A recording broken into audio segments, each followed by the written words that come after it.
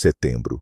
Seu jardim ainda está repleto de cores, mas suas mãos coçam para pegar a tesoura de poda. Parece que agora é o momento ideal para organizar, remover o excesso e preparar as plantas para o inverno. Mas atenção, é justamente agora que um movimento errado pode custar a você toda a colheita e a exuberância das flores no próximo ano. Hoje vamos falar sobre a poda de outono.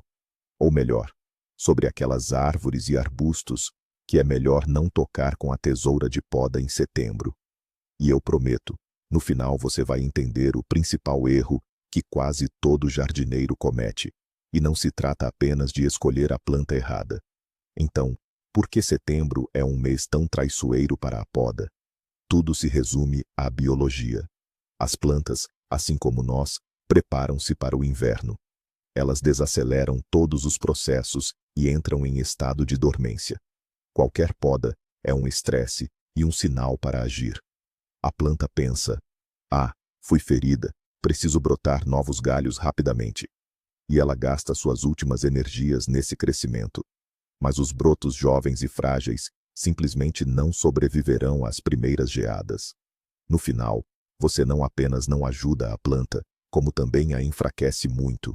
É como forçar um atleta a correr uma maratona logo após a linha de chegada. Ora, o primeiro e maior erro, onde a maioria dos jardineiros mais falha, é com os nossos adorados arbustos que florescem na primavera. Guardem esta regra simples, mas de ouro. Tudo o que floresce abundantemente na primavera e no início do verão forma os seus botões florais nos ramos que cresceram no ano anterior. Imaginem que o arbusto, ainda no verão e no início do outono, logo após a floração, já começou a preparar-se para a próxima estação. Ele já fez as malas. Em cada pequena gema nos seus raminhos já se esconde um minúsculo botão dormente. Ele apenas espera a sua hora para se abrir com os primeiros raios quentes de sol. E então, chegam vocês com a tesoura de poda em setembro. O que acontece?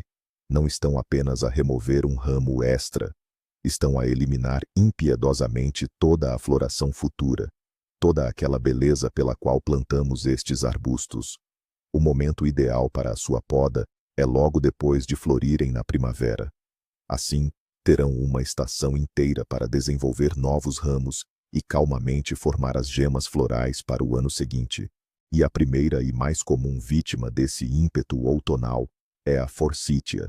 Isso mesmo, aquele arbusto que é o primeiro a irromper numa explosão dourada, quando as outras árvores ainda nem folhas têm. É um verdadeiro mensageiro da primavera. E imagine só, durante todo o mês de setembro, você anda à volta deste arbusto, vê os seus ramos espalhados e pensa: devia dar-lhe uma forma, deixá-lo mais arrumado. Pega na tesoura de poda e corta todo aquele esplendor dourado que ele preparou para si durante quase meio ano. Cada raminho que agora lhe parece excessivo já está repleto de botões de flores. Ao podar a forsythia em setembro, você literalmente garante a si mesmo, na primavera, a visão de galhos nus e verdes em vez de uma nuvem dourada e exuberante.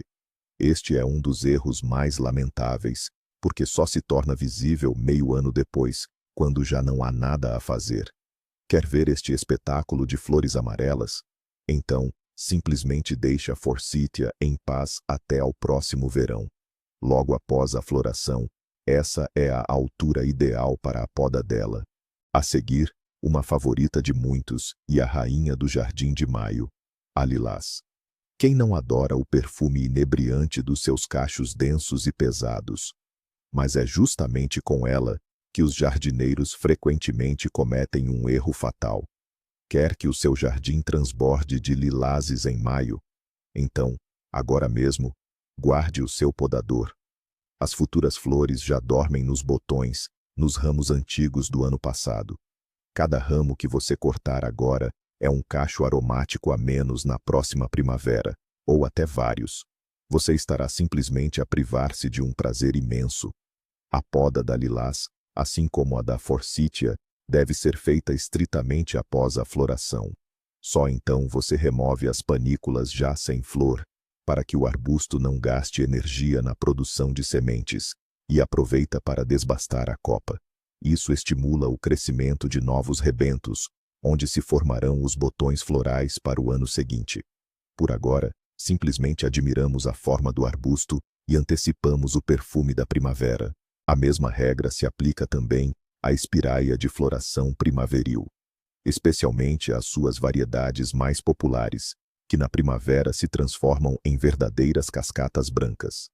Essas cascatas de flores, que lembram espuma de neve, surgirão apenas nos ramos que você deixar intocados neste outono. Cada corte feito com o podador agora será uma lacuna indesejada nesse esplêndido mar de flores. A espiraia, assim como outras plantas que florescem na primavera, forma seus botões nas hastes do ano anterior. E, neste momento, ela já está completamente pronta para a próxima estação. Ao intervir nesse processo agora, você estará simplesmente privando-se dessa beleza. Portanto, se deseja testemunhar essa maravilha branca em seu jardim, exercite a paciência. Toda poda de formação e rejuvenescimento deve ser realizada somente após a última pétala branca cair no solo.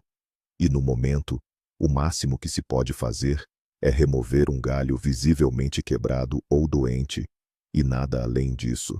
A Weigela, uma das plantas mais populares nos nossos jardins, também faz parte da lista negra para podas nesta época.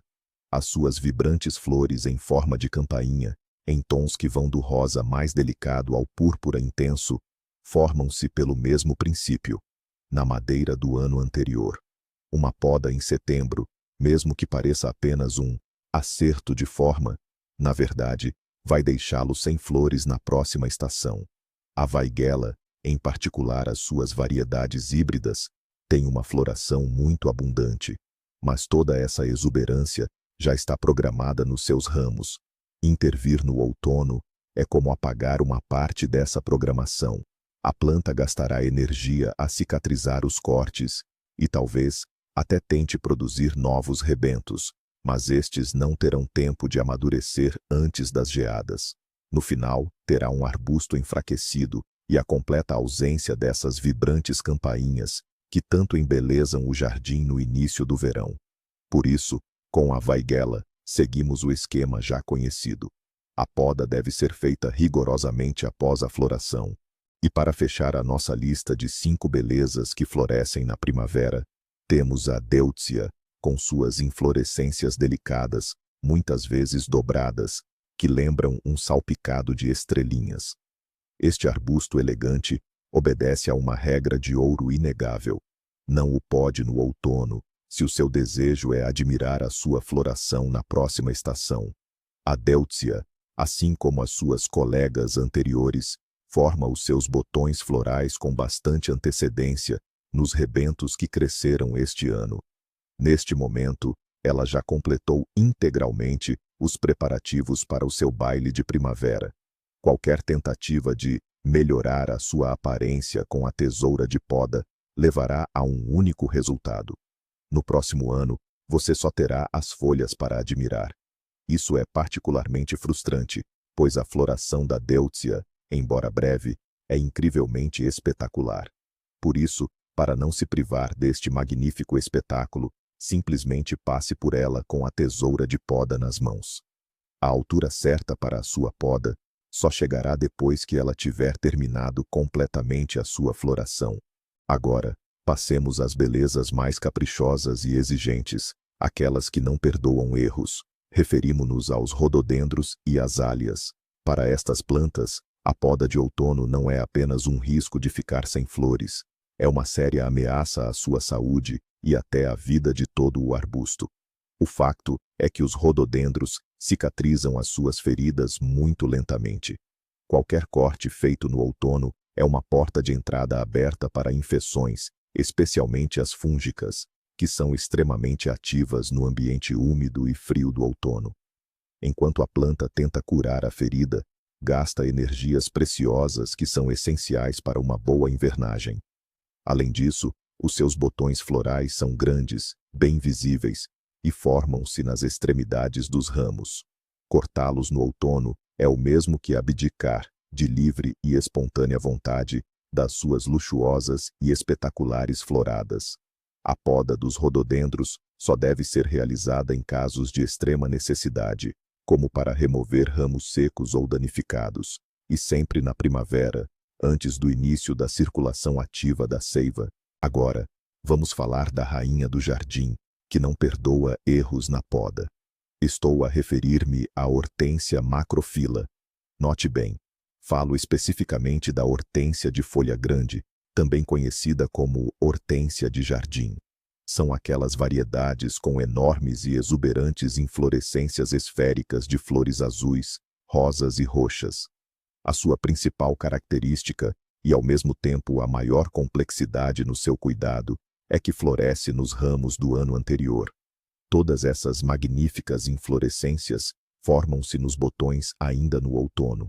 Se pegar na tesoura de poda e cortar os seus ramos agora, garantidamente não verá flores no próximo ano.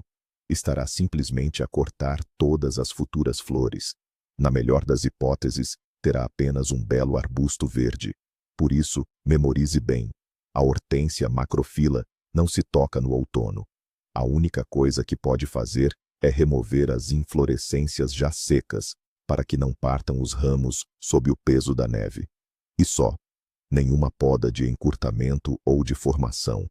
Este é o típico caso em que o melhor que pode fazer é simplesmente não fazer nada. Agora, vamos dar uma olhada no pomar, pois a poda de outono pode causar estragos consideráveis. Isso se aplica, em particular, às árvores de caroço. Comecemos com as cerejeiras e gingeiras. Em setembro, os seus processos de crescimento ainda não terminaram completamente. A circulação da seiva, embora mais lenta, não parou por completo. Quaisquer cortes feitos neste período cicatrizam muito mal e de forma prolongada. A superfície do corte torna-se pegajosa e úmida, transformando-se num ambiente ideal para o desenvolvimento de doenças fúngicas, como a moniliose ou a clasterosporiose. A árvore, já enfraquecida após a frutificação, simplesmente não tem energia suficiente para combater eficazmente a infecção. Assim, em vez de ajudar a árvore, você abre as portas para doenças que podem causar sérios danos ou até mesmo matá-la durante o inverno. Por isso, é melhor adiar qualquer poda de cerejeiras e gingeiras para o início da primavera, antes do começo da circulação da seiva. As ameixeiras também se incluem neste grupo de risco. Estas árvores são suscetíveis a um problema desagradável conhecido como gomose. É uma reação de defesa da árvore a qualquer dano, incluindo os cortes da poda.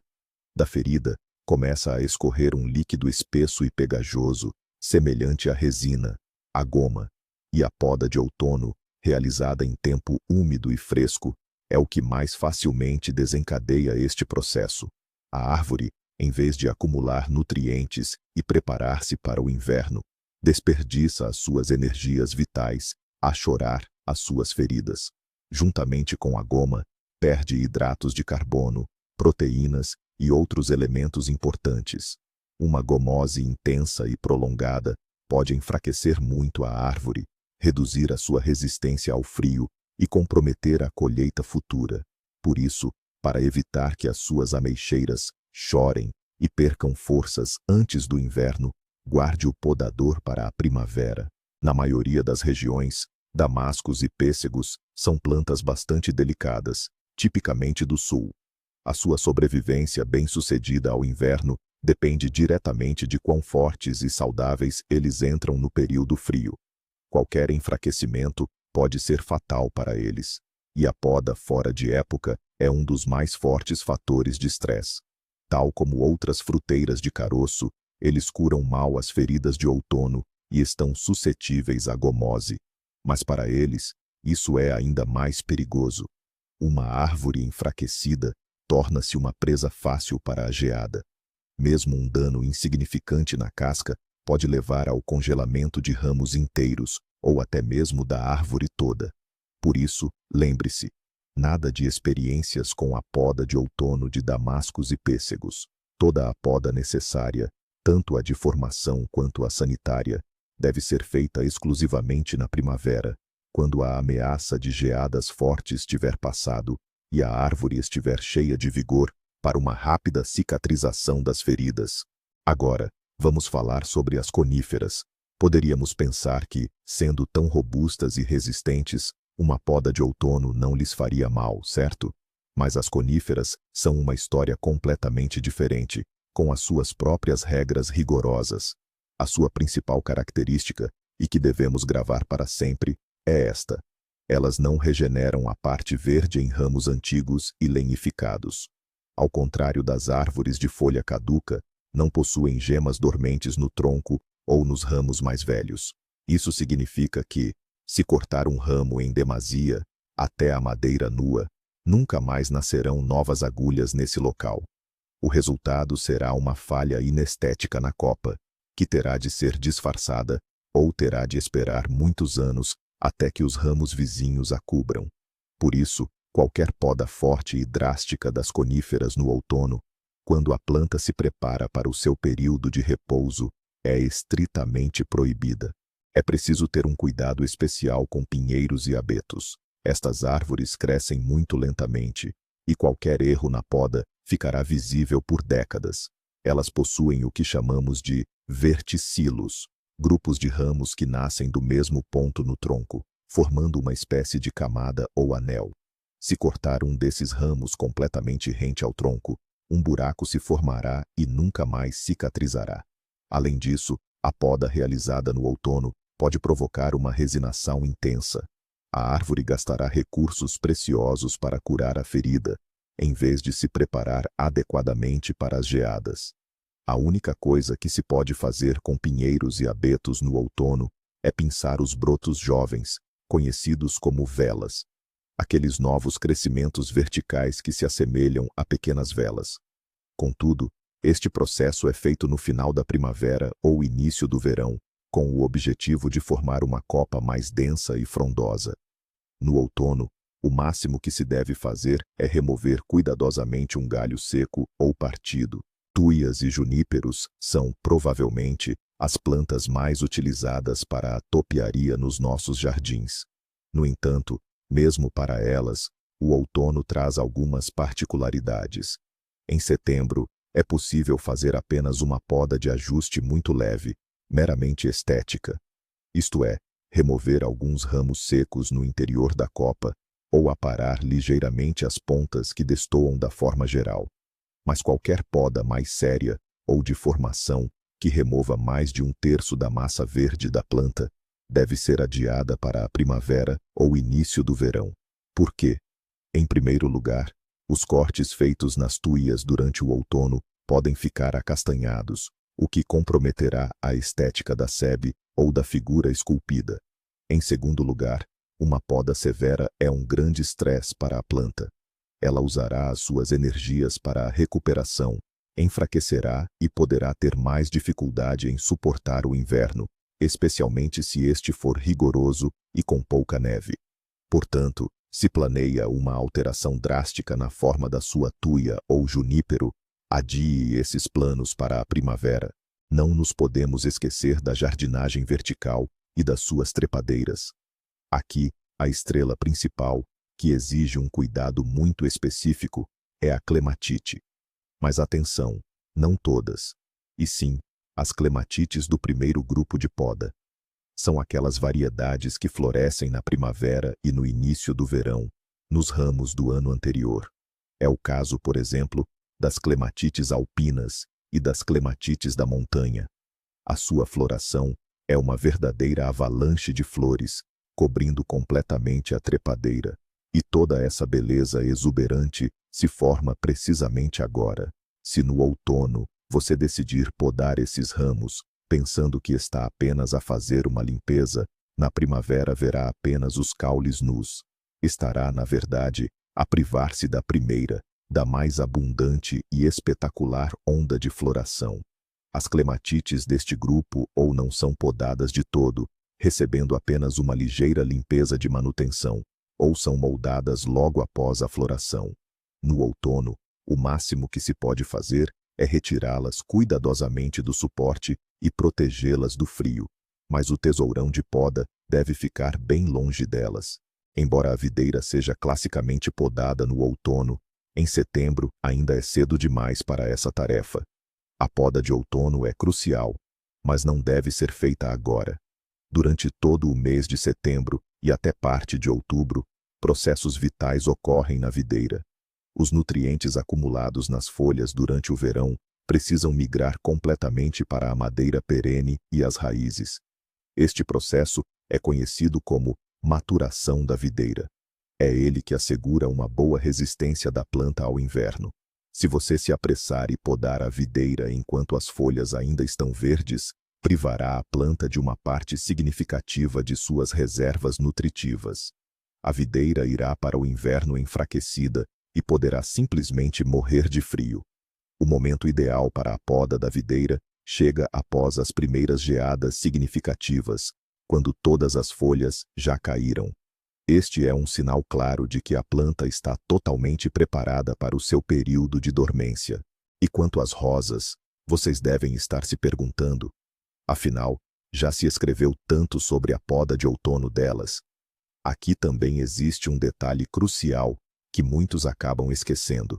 Sim, as rosas são podadas no outono, mas essa poda tem um caráter totalmente distinto da poda de primavera. No outono, fazemos apenas uma limpeza sanitária leve. O que isso significa? Retiramos todas as folhas remanescentes que podem ser foco de doenças fúngicas. Podamos os botões já floridos e os brotos finos, avermelhados e ainda não amadurecidos. De qualquer forma, eles não resistirão ao inverno e apenas roubarão a energia da roseira. Mas nada de poda drástica de encurtamento. Se você podar as roseiras drasticamente em setembro, isso será um sinal para que elas voltem a crescer. Elas começarão a emitir novos brotos jovens, que morrerão logo com as primeiras geadas. Toda a poda principal e de formação das roseiras deve ser feita apenas na primavera, quando você remover a proteção e puder avaliar como os brotos resistiram ao inverno. Muitas gramíneas ornamentais, como o miscanthus, o calamagrostis ou a molínia, também devem ser deixadas intocadas até a primavera. No outono e no inverno, suas inflorescências secas e folhas criam uma bela estrutura gráfica no jardim, que se torna especialmente impressionante sob uma camada de geada ou neve. Elas adicionam volume e vida ao jardim, numa época em que a maioria das plantas parece monótona. Mas não é apenas uma questão de beleza. Seus densos tufos servem como um abrigo natural para insetos benéficos, que ali encontram refúgio para o inverno. Além disso, a própria folhagem protege o sistema radicular das gramíneas contra o congelamento. Se as podar rente ao solo no outono, irá expor o rizoma, que pode sofrer em invernos sem neve e com geadas intensas. Por isso, o ideal é realizar a poda das gramíneas no início da primavera, antes que novos brotos comecem a crescer. O mesmo conselho aplica-se aos seduns, que no outono se tornam especialmente decorativos. Suas grandes inflorescências, que no verão eram verdes ou rosadas, ganham em setembro tonalidades ricas e escuras de vermelho vinho ou marrom. Eles mantêm a forma lindamente e ficam muito bonitos no jardim de outono e depois no de inverno, especialmente quando levemente cobertos de neve. Essas silhuetas escuras contra o branco da neve criam um contraste surpreendente no jardim. Além da função decorativa, servem também como um indicador de onde a planta está, ajudando a evitar que seja acidentalmente danificada durante os trabalhos de inverno. E mais, em seus caules ocos, insetos benéficos podem passar o inverno. Por isso, não se apresse em cortá-los. É melhor deixar essa tarefa para o início da primavera, quando estiver a arrumar os canteiros de flores. Há ainda um ponto crucial, este não sobre arbustos, mas sim sobre árvores de grande porte. Refiro-me às árvores com um fluxo de seiva muito ativo na primavera. Os exemplos mais conhecidos são os bordos e as bétulas. É de conhecimento geral que nunca devem ser podados na primavera, pois literalmente chorarão, vertendo seiva em abundância. Por isso, Muitos consideram o outono a época ideal para a sua poda. Isso é parcialmente verdade, mas com uma ressalva. A poda de outono é, de facto, menos perigosa para elas do que a de primavera. No entanto, setembro ainda não é o melhor momento. A árvore ainda não se encontra em estado de dormência completa. As feridas cicatrizarão mais lentamente do que, por exemplo, no inverno. Assim, a menos que haja uma necessidade urgente, como remover um galho perigoso e pendente, é preferível adiar a poda de bordos e bétulas para uma data posterior. O período ideal é o final do outono ou o início do inverno, quando toda a folhagem tiver caído e as temperaturas negativas se tiverem estabilizado. E então, chegamos ao ponto-chave. Listamos 2 dezenas de plantas, mas o maior segredo e o principal erro da poda de outono não está no que você corta, mas sim no porquê você faz isso. No outono, o jardineiro deve ter apenas uma finalidade para a poda: a sanitária. Remover o que está doente, quebrado ou seco. Ponto. Qualquer outro tipo de poda, seja para formar, rejuvenescer ou desbastar, estimula o crescimento. E estimular o crescimento antes do inverno é como enviar uma planta para a batalha sem armadura. É aí que está a grande sacada. O problema não é a tesoura de poda, mas sim a nossa mentalidade. Assim que você muda seu objetivo de deixar bonito agora para ajudar a planta a sobreviver ao inverno, tudo se encaixa. Você começa a trabalhar em sintonia com a natureza e não contra ela. Em suma, vamos recapitular. Em setembro, guardamos a tesoura de poda, longe de arbustos que florescem na primavera, árvores de caroço, da maioria das coníferas e das roseiras. Nossa única missão é ajudar o jardim a dormir saudável, removendo apenas o que realmente atrapalha. Nada de cortes para a beleza. Obrigado por assistirem a este vídeo até o fim. Espero que ele ajude o vosso jardim a sobreviver ao inverno e a encontrar a primavera em todo o seu esplendor. Se este conteúdo foi útil, não se esqueçam de deixar o vosso gostei e de subscrever o canal para não perderem novas dicas. E agora uma pergunta para vocês.